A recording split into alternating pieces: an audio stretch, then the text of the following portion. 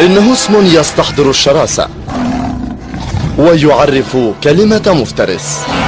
اسمايلودون حيوان لاحم ناجح للغاية في قتل الحيوانات الكبيرة، بأسنانه هائلة القوة والتي يبلغ طولها ما يقارب 20 سنتيمترا والحادة كالسكين. ساد هذا الحيوان المتوحش في المشهد الطبيعي البدائي في الأمريكيتين لقرابة 2,000,000 عام. حين كان يشن هجومه لم يكن هناك وقت للتفكير إلى أن انقرض بشكل فجائي وغامض. والآن سيأخذنا العلم وأحدث تقنية الحاسبات إلى ما قبل مئات القرون ليعيد هذا المخلوق المهيب إلى الحياة. ماذا كان يصطاد؟ كيف انغرزت هذه الأسنان الضخمة في ضحاياه؟ وما الذي تسبب بانقراض هذا القاتل؟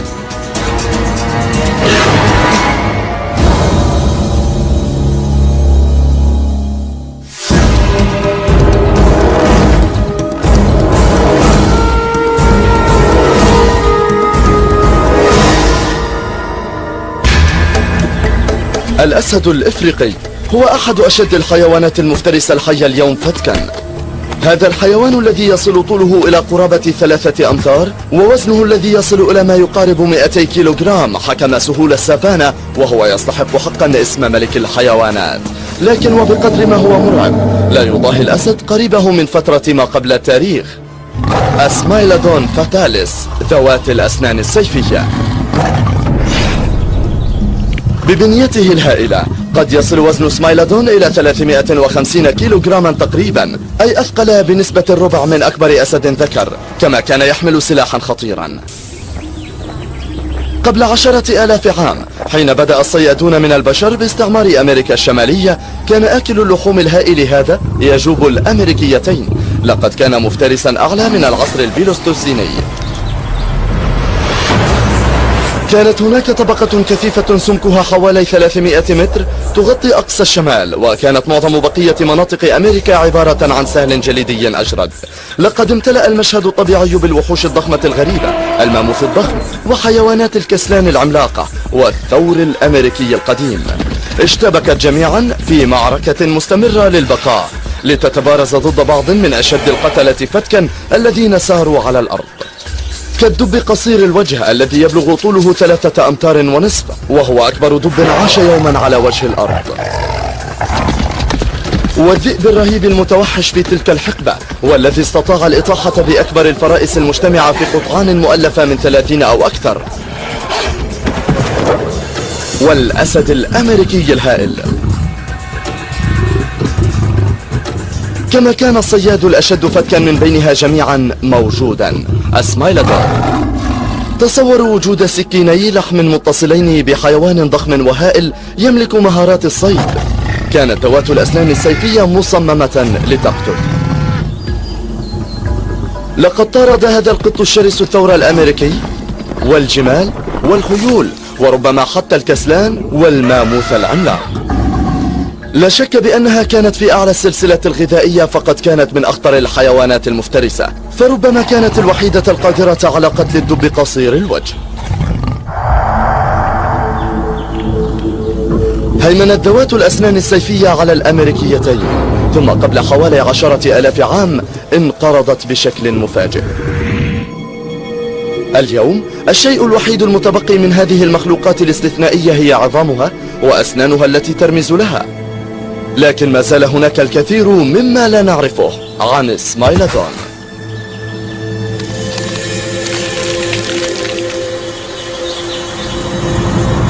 كل ما نعرفه عن هذه الحيوانات آت من موقع يعد منجم ذهب للأحافير على طول ميراكل مايل في لوس أنجلوس،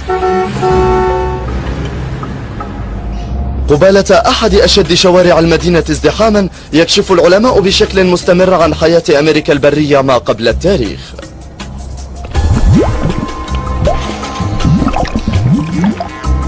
حفر قطران لابريا هي مجموعة من البحيرات والبرك السامة.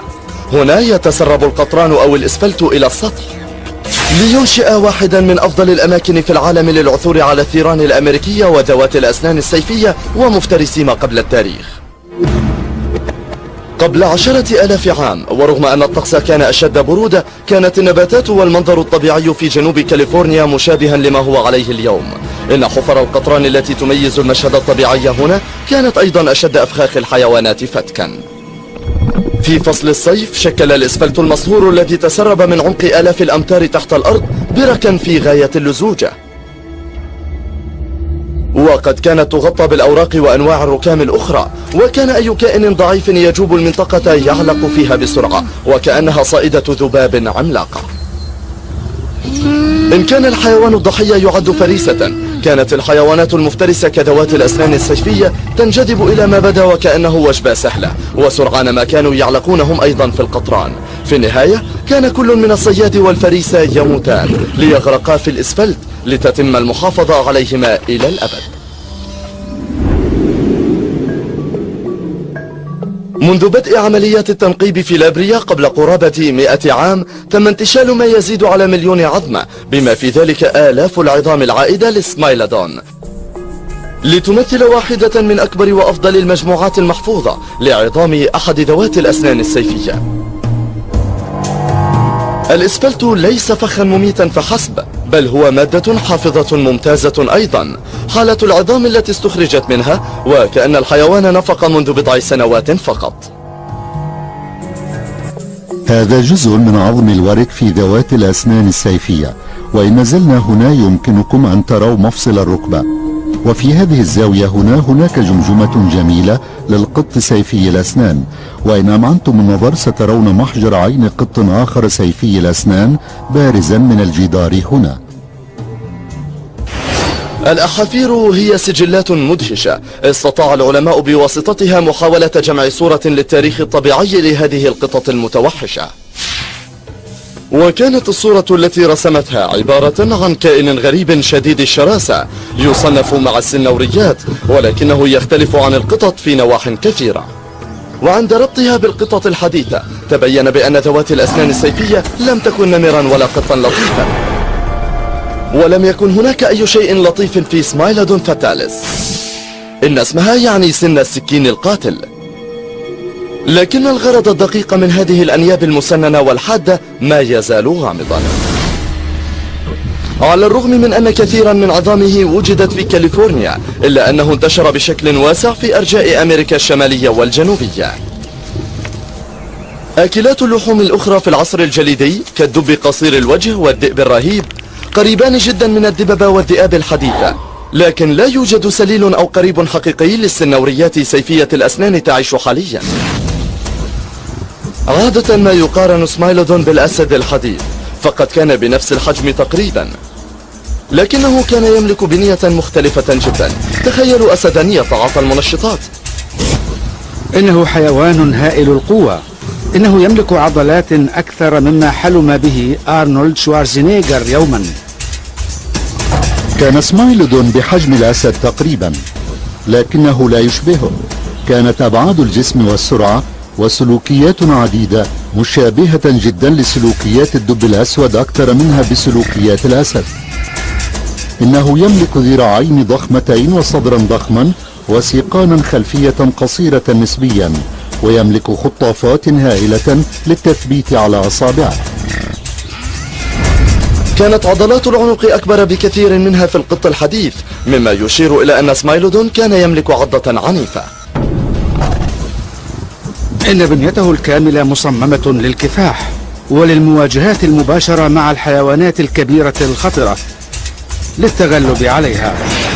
يستطيع العلماء التوصل إلى بنية سمايلودون من الأحافير، لكن من الأصعب معرفة مظهر جلد وفراء سمايلودون.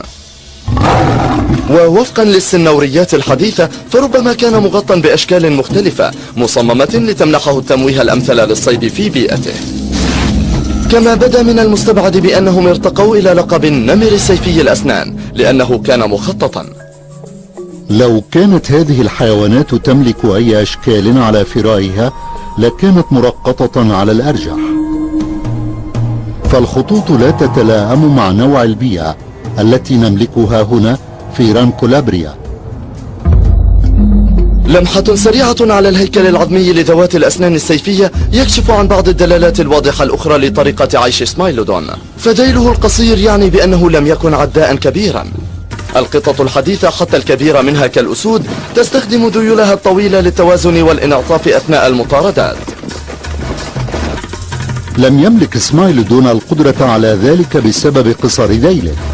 يبدو بأن هذا الحيوان كان يفعل شيئا مختلفا كليا عما تفعله السنوريات الحديثة.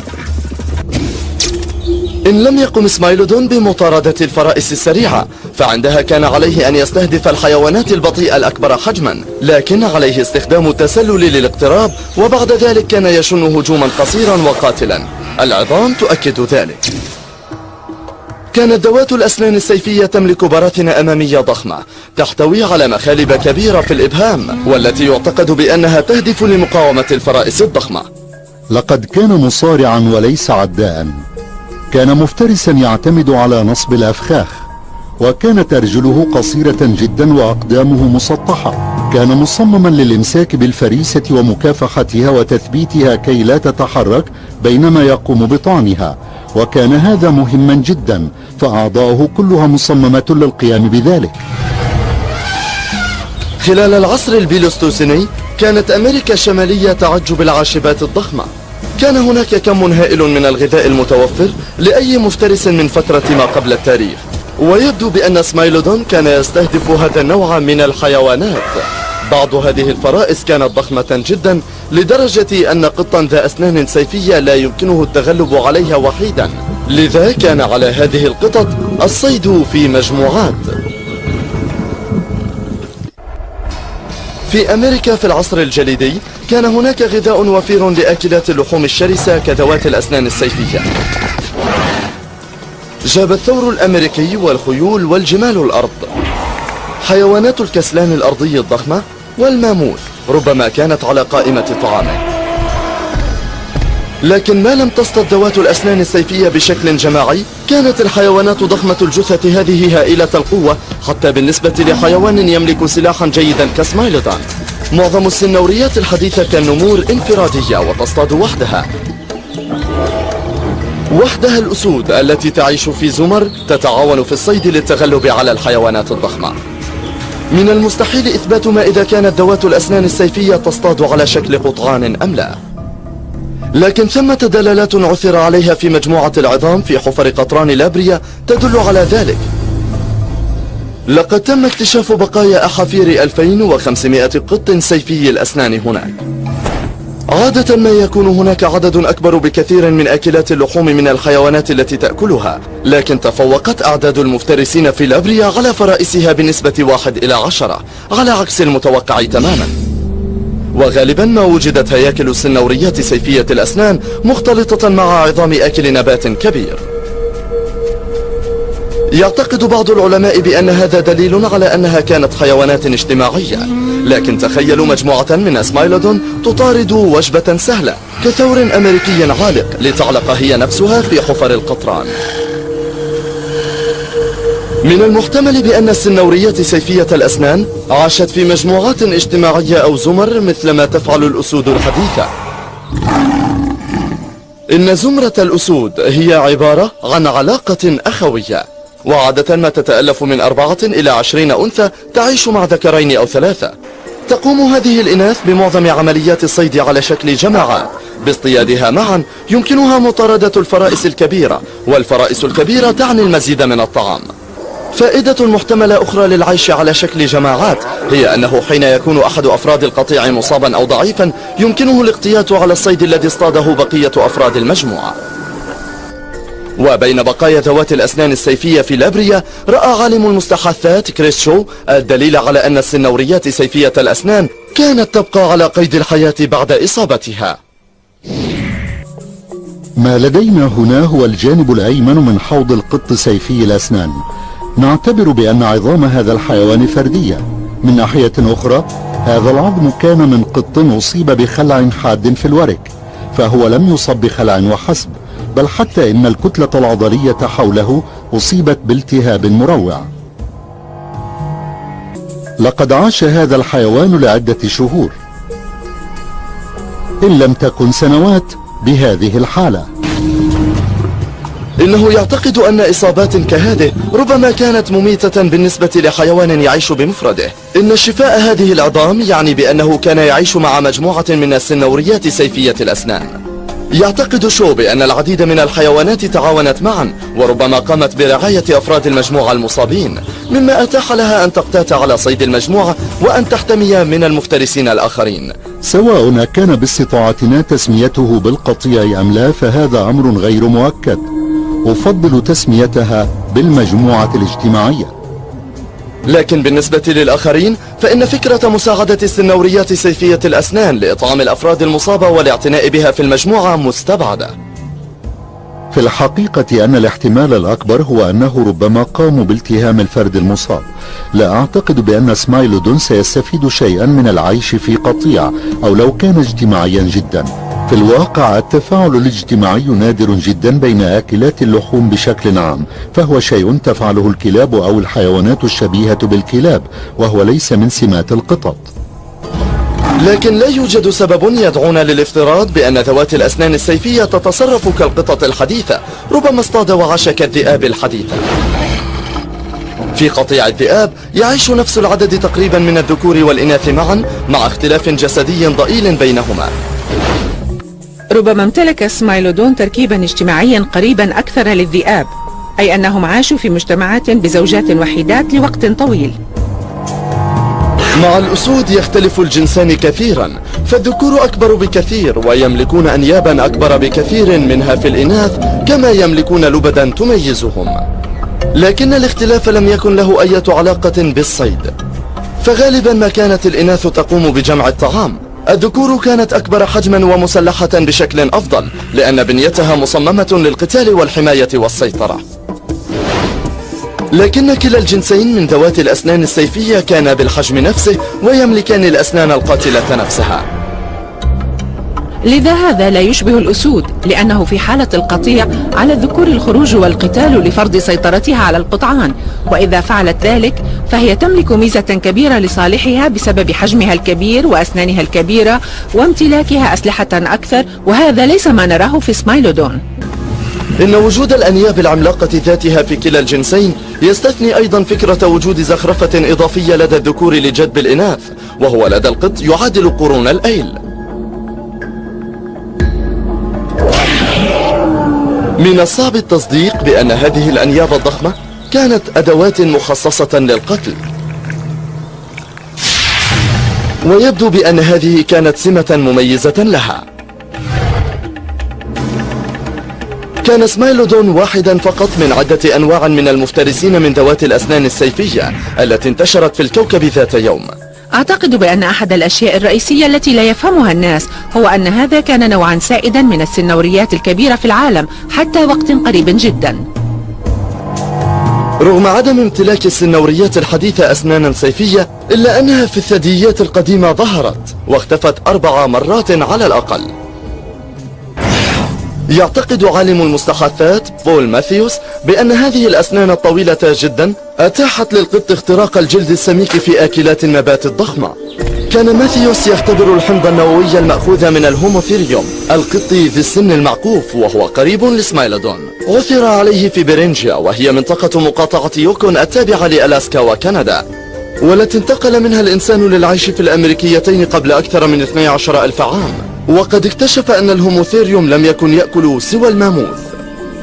لذا أعتقد بأننا بدأنا نحصل على دليل كاف لنقول بأن تركيب السن السيفي الذي ظهر مرات عديدة عبر التاريخ كان يهدف لمطاردة الفرائس سميكة الجلد.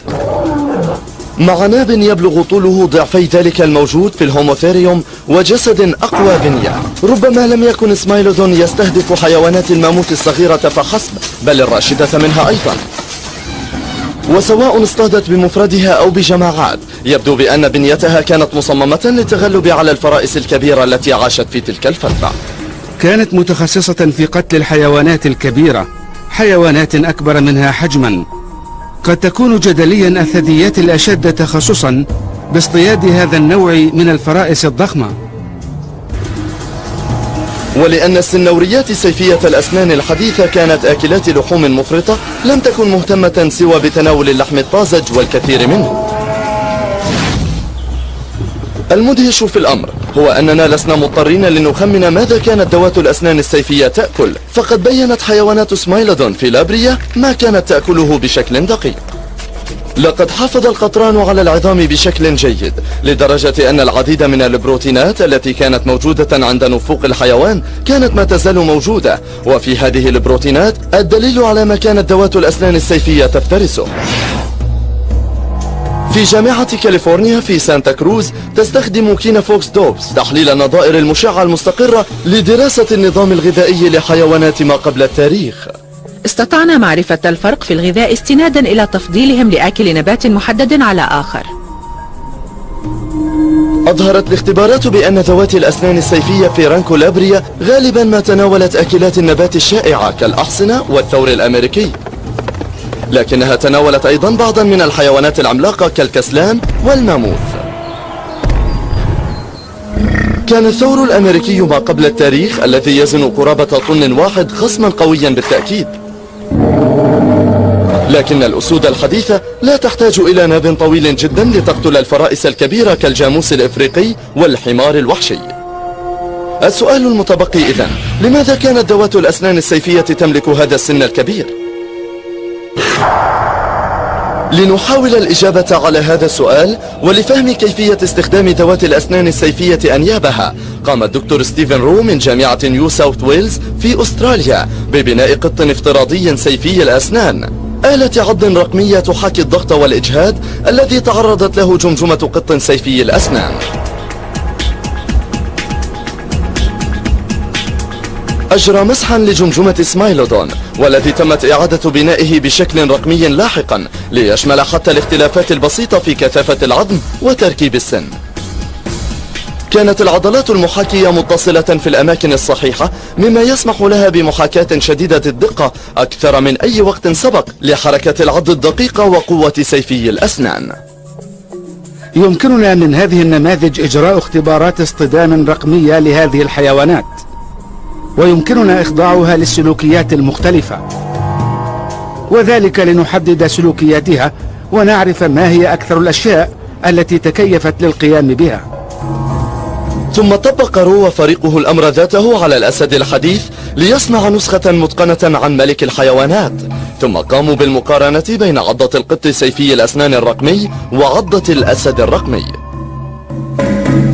كان الاعتقاد الشائع هو أن ذوات الأسنان السيفية التي تملك بنية هائلة القوة تملك عضة أقوى بكثير من عضة أسد بالحجم نفسه على الأقل، لكن الفائز في الاختبار كان مفاجأة للجميع. باختصار، كانت النتيجة تبين لنا بأن سمايلودون يعض كالقطة الأليفة. بالنسبة لذكر أو أنثى بمثل حجمه، كانت عضته ضعيفة وتساوي تقريبا نصف عضة الأسد من الحجم نفسه. للتأكد من ذلك منح الفريق القط سيفي الأسنان نفس قوة عضة الأسد الحديث. حين فعلنا ذلك انفجر فك سمايلودون، فهو ليس مصمما لاحتمال قوة عضة من هذا النوع. يمكنكم أن تروا نقاطا معينة لا تقترب من القيمة المحددة وحسب، بل تتجاوزها أيضا، وقد أعاق ذلك الفك الضعيف بشكل جاد الطريقة التي كان من الممكن لسمايلودون أن يقتل فيها فريسته. تبين بأن سمايلودون الذي يفوق وزنه وزن الأسد كان يملك عضة كلب كبير فقط. مع آكلات اللحوم الحية الآن ثمة صلة قوية بين قوة العضة وحجم الحيوان الذي يستطيع المفترس قتله. كلما زادت قوة العضة كبرت الوجبة. لكن إذا كان سيفي الأسنان ضعيفا جدا هكذا، كيف أمكنه قتل الفرائس العملاقة؟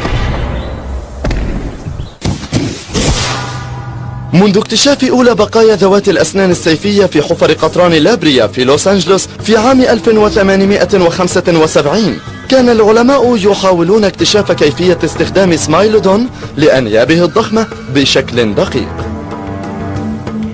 بالرغم من عضته الضعيفة، نحن نعلم بأنه كان يلتهم الحيوانات الكبيرة كالثور الأمريكي وحتى حيوانات الماموث والكسلان. لذا من المفترض بأن سن سمايلودون الشبيه بالسكين كان عبارة عن تأقلم خاص لقتل الفرائس الضخمة. لكن الأسود الإفريقية تستطيع أيضا التغلب على فريسة كبيرة وأنيابها ليست طويلة، لذا لابد بأن سن سمايلودون كان يملك ميزة فتاكة، ولابد بأنها كانت تملك تقنيات قتل مختلفة عنها في السنوريات الحديثة. بالمقارنة مع ذوات الأسنان السيفية، تملك السنوريات الحديثة الكبيرة أنيابا أقصر مخروطية الشكل تستخدمها للإمساك بالفريسة وتثبيتها على الأرض. السنوريات الكبيرة كالأسود تقتل الفرائس الصغيرة بعضها واختراقها باتجاه الخلف، لكن مع الفريسة الكبيرة لا تخترق أسنانها الجلد عادة، بدلا من ذلك فهي تخنق ضحاياها وتثبت أسنانها حول الشريان السباتي، مما يتسبب بفقدان الفريسة وعيها في غضون ثوان. إن جمجمة الأسد الحديث الأكبر حجما مع فكه القوي تهدف بوضوح لتعطي نوعا مختلفا كليا من العضات القاتلة عنها في ذوات الأسنان السيفية. يملك الأسد الإفريقي أنيابا مستديرة نسبيا في المقطع العرضي، وهي أشبه بالأوتاد بالمقارنة مع هذه السكاكين الموجودة في مقدمة فكي هذا الحيوان. لذا كانت الأسنان طويلة للغاية، وكانت ضيقة من الجانبين، وكانت واسعة جدا من الأمام إلى الخلف. لقد كانت لهذه السكاكين حدود. كانت أنياب ذوات الأسنان السيفية أسلحة حادة وخطرة، لكنها لم تكن مصممة بأي شكل لعمليات القتل العنيفة التي تقوم بها الأسود. كانت الأنياب السيفية قوية في الاتجاهين الأمامي والخلفي، لكنها كانت ضعيفة نسبية وهشة أثناء الحركة الجانبية، وهذا الضعف عن وجود حدود حقيقية للأماكن التي يمكن للسن السيفي عضها في ضحاياه. إذا علقت أنيابه في عظام فريسة تكافح بضراوة فقد يفقد سمايلودون سنه.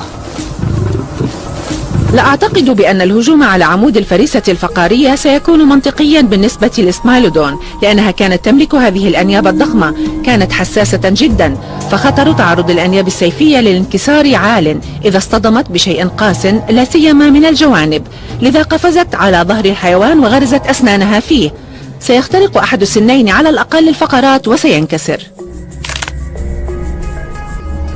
بدأت تتشكل صورة لصياد متخصص جدا. كان يأكل الفرائس الضخمة، لكنه كان يملك عضة ضعيفة نسبيا مع فكين وأسنان دقيقة جدا ليستخدمها لجر فريسته خشية انكسارها. لذا بعد عملية الإقصاء يبدو بأن السر في هجوم ذوات الأسنان السيفية هو مصارعة فريسته ليطرحها أرضا قبل القيام بالضربة القاضية. كان عليه أن يطرح الحيوان أرضا على وركه ليعجز عن الحركة.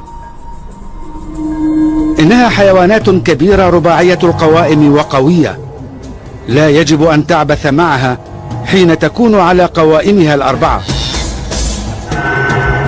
يؤكد أسلوب الهجوم والمصارعة العنيفة هذا العدد الكبير لعظام سمايلودون التي تبرهن على وجود إصابات حادة في منطقة الظهر السفلية. هذا مؤشر على الضغط العالي الذي تتعرض له تلك المنطقة، مثلا حين تحاول رفع الأثقال أو تجر وزنا ثقيلا لتسند عجزك على الأرض، سترى كيف يعطي ذلك عزما للمنطقة السفلية من الظهر، وهذا هو المكان الذي نرى فيه الكثير من الإصابات في السمايلودون. لكن هذا ما زال لا يوضح القيمة الحقيقية لأسنان سمايلودون الضخمة. قد تشن السنوريات الحديثة هجومها بالعض، لكنها تقتل بواسطة الخنق، وتضيق أسنانها الخناق حول حنجرة فريستها. وقد يستغرق حيوان كالجاموس ما بين 10 إلى 15 دقيقة ليختنق حتى الموت، وهو وقت طويل لبقاء فكي القط الكبير مطبقين. مع أسنان كأسنان سمايلودون ستكون تقنية كهذه مستحيلة وبطيئة بشكل خطر. يعتقد الدكتور رو بأن تركيب أسنان سمايلودون وجمجمته مصمم للقتل السريع، ويعتقد بأنه في عالم ما قبل التاريخ الشرس، مع وجود عدد كبير من آكلات اللحوم لتتنافس على الفريسة نفسها، كان الوقت جوهريا.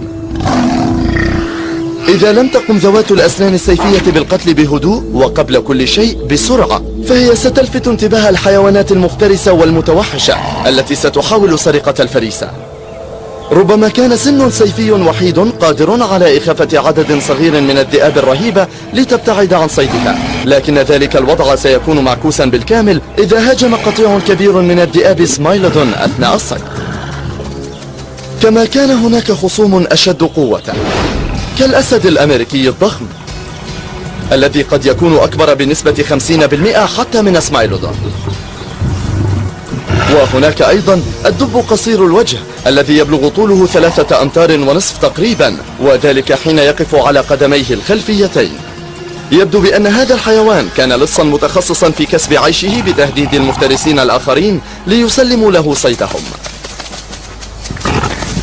كان الدب قصير الوجه ضخما للغاية، لدرجة أنه إذا واجه عددا من ذوات الأسنان السيفية ومعها فريسة ستكون النتيجة بلا شك قطا سيفي الأسنان يشعر بالجوع.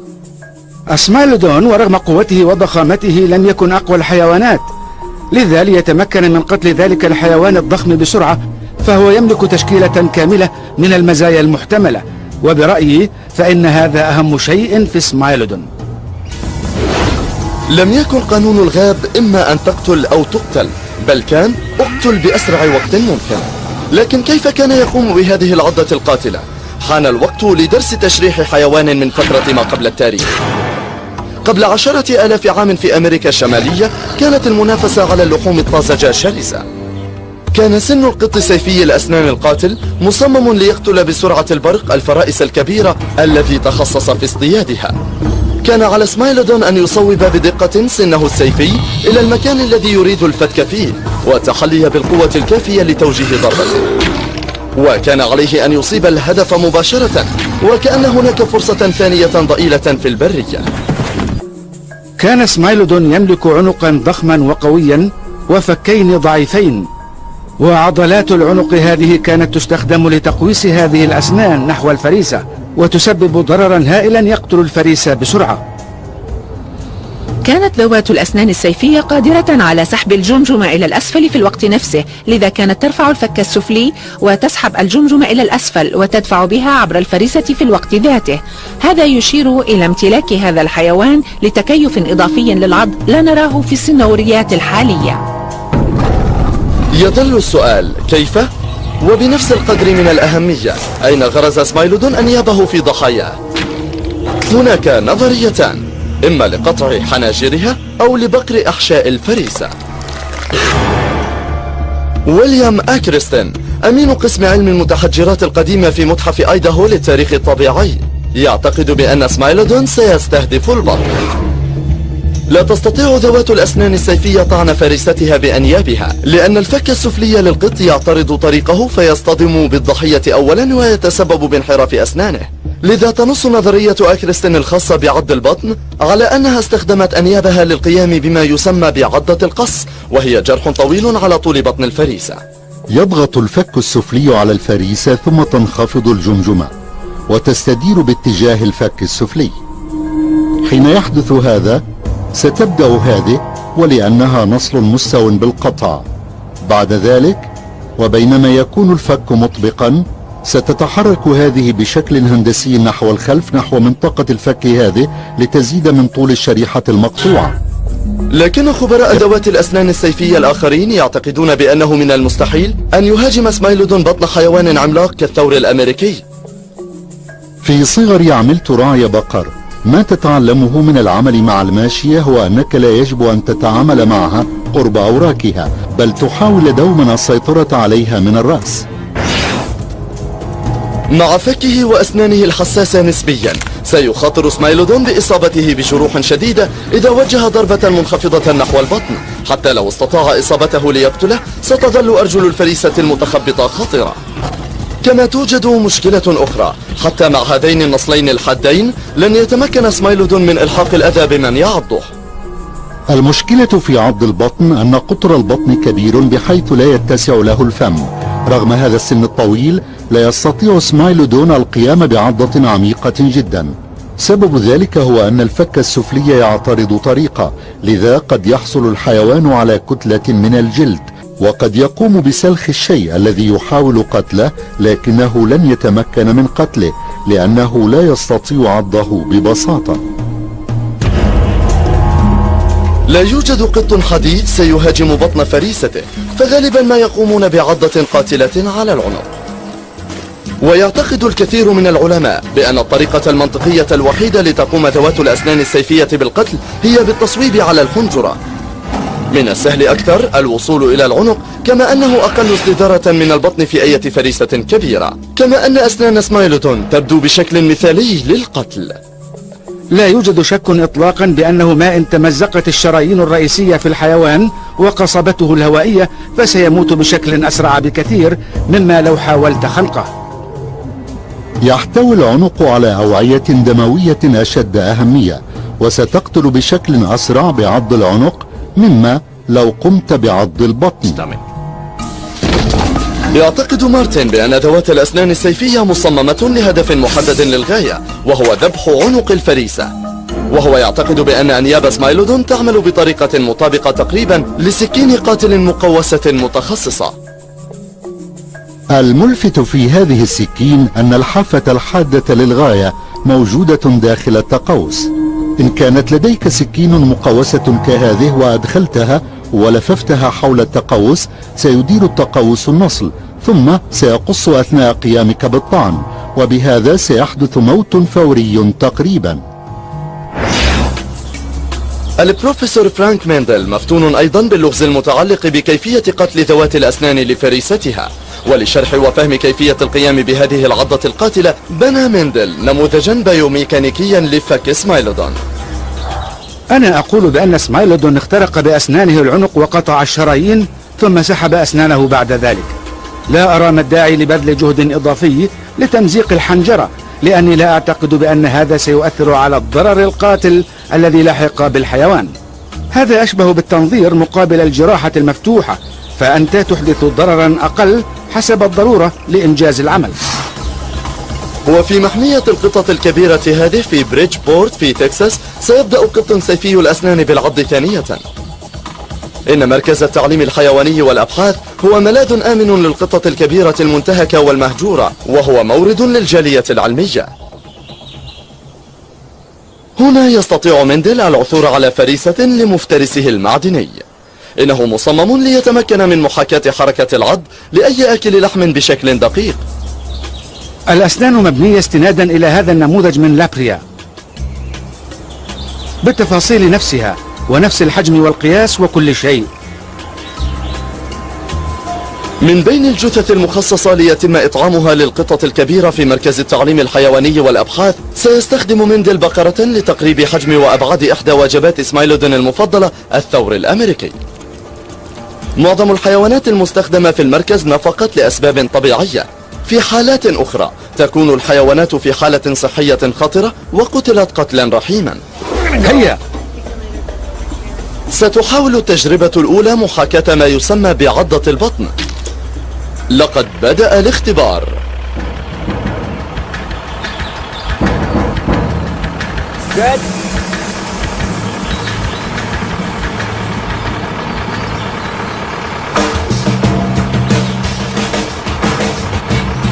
يقوم فريق الاختبار بعدة محاولات لعض البطن بالمفصلة، لكن مهما كانت الزاوية المستخدمة فهي لا تستطيع العض بشكل عميق.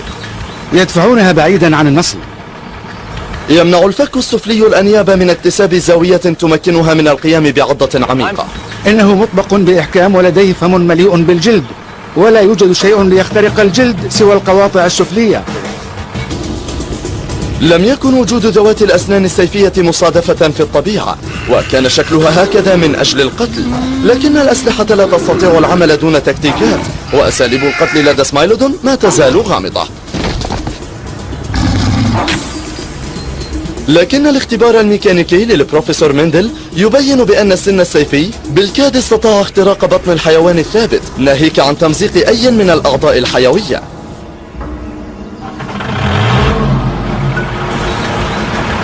إلى الأسفل. الهدف التالي هو العنق. يتوقع الفريق ألا يواجه سمايلودون الآلي أي مشكلة في العض هنا. حسنا. لكن هناك سؤال مهم واحد: ما مقدار الضغط اللازم في العضة ليتمكن السن من اختراق الحيوان؟ تبين النماذج الحاسوبية بأن ذوات الأسنان السيفية لم تستطع العض بقوة كبيرة حقا. هل ستكون هذه نتيجة الاختبارات الآلية؟ حتى مع أي فريسة ساكنة هذا ليس سهلا، لكن بعد عدة محاولات اخترق نموذج مندل أخيرا عنق جثة البقرة. لقد اخترق.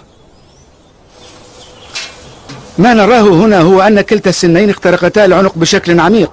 سيكون السؤال هو: هل كانت تمسك بشيء قاتل كأحد الشرايين الرئيسية مثلا؟ بقياس قوة عضة النموذج، اكتشف الفريق أيضا بأن الدقة وليس القوة كانت سلاح سمايلودون السري. لم يكن عليه العض بقوة كبيرة لاختراق الجلد وإلحاق الضرر بالأوعية الدموية الحيوية. يتطلب قوة مقدارها 104 كيلوغرامات لاختراق جلد الحيوانات. عند أخذ ذلك بعين الاعتبار يستطيع البشر توليد ضغط مقداره 140 كيلوغراما للعضة. أعتقد بأن القط العادي يستطيع القيام بهذا بسهولة. ما إن تدخل الأسنان قد تقطع هذه الأوعية الدموية بسبب هذه الحافات المسننة في الأمام والخلف. يقول مندل بأنه إذا اخترقت الأسنان الأوردة الوداجية ستفقد الفريسة وعيها وتنزف حتى الموت في غضون بضع دقائق، لكن إذا اخترقت الشرايين السباتية سيموت الحيوان على الفور. لذا ما إن يطرحه أرضا يستطيع سمايلودون بسهولة اختراق حتى أعناق الحيوانات ذات الجلد الأشد سماكة. يشير الاختبار البيوميكانيكي بقوة إلى أنه كان من المستحيل تقريبا لذوات الأسنان السيفية القيام بعضة قاتلة على بطن الحيوانات الكبيرة التي تصطادها.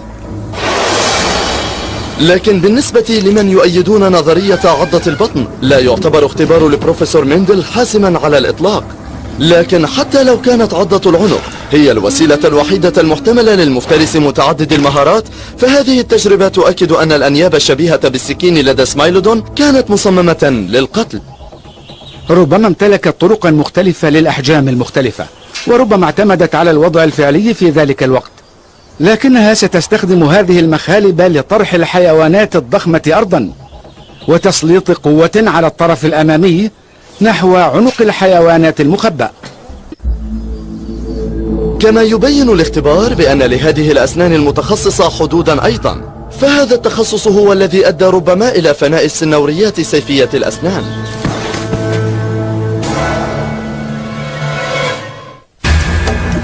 لقرابة 2,000,000 عام سمايلودون بأنيابه التي تقطع العنق والتي يبلغ طولها 13 سنتيمترا كان أحد الحيوانات المفترسة السائدة في أمريكا الشمالية، سواء أكانت العضة تستهدف العنق أم البطن أو أي جزء آخر من الفريسة، فقد كانت ذوات الأسنان السيفية قاتلة فتاكة.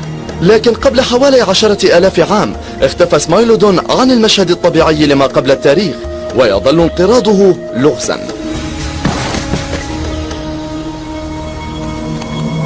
لكن في نفس الفترة التي اختفت فيها ذوات الأسنان السيفية ظهر مفترسون علويون آخرون، وقد جاءوا على قدمين اثنتين.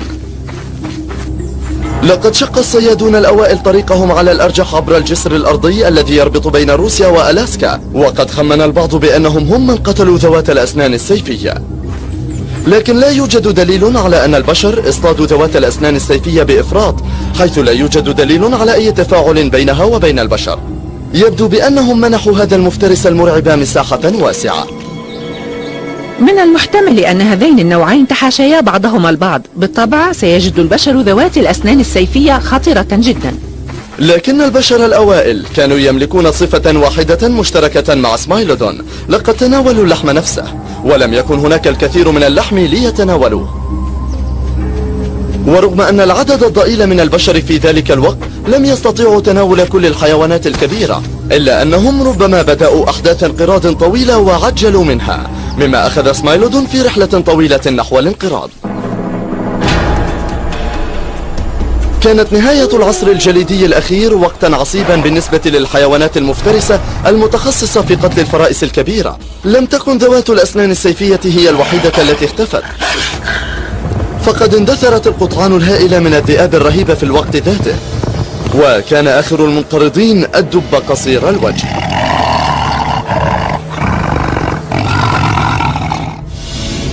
اقترحت نظرية حديثة أن مذنبا ربما تسبب بانقراض جماعي هائل في أمريكا الشمالية، لا أحد يمكنه قول ذلك بشكل جازم.